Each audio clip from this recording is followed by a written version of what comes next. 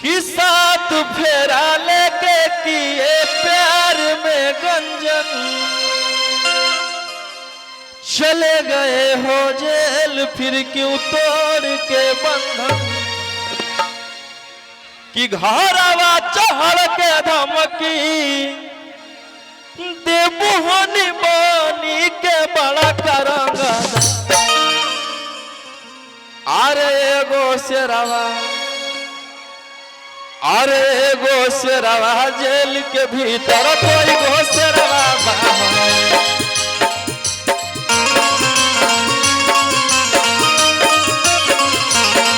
अरे एगो शेरवा जेल के भीतर, कोई गो शेरवा बाहर।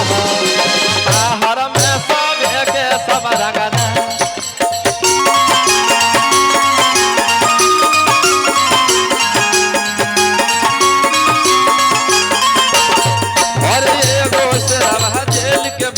कोई गो शेरवा बाहर में सब के सब रंग जाए।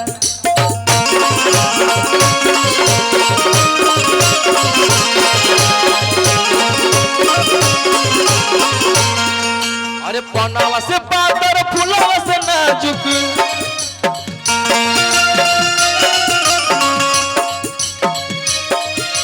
पनावा से पातर फूलवा से नाजुक, हई मोर माई महारानी भैया। कि अवतारी घरे मोरा सा तोरे बहिनिया, अरे अवतारी घरे मोरा सा तोरे बहिनिया, नजर न लई है डहिनिया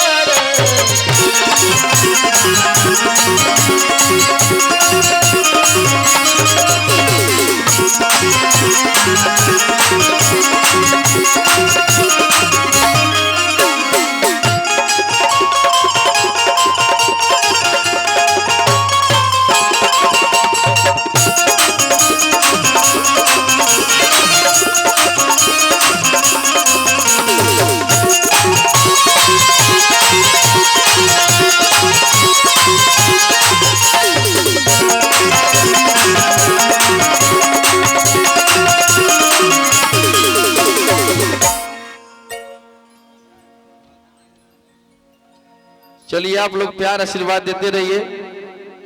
और भैया बहुत जल्द आने वाले हैं खेसारी ब्याह स्टेज पे।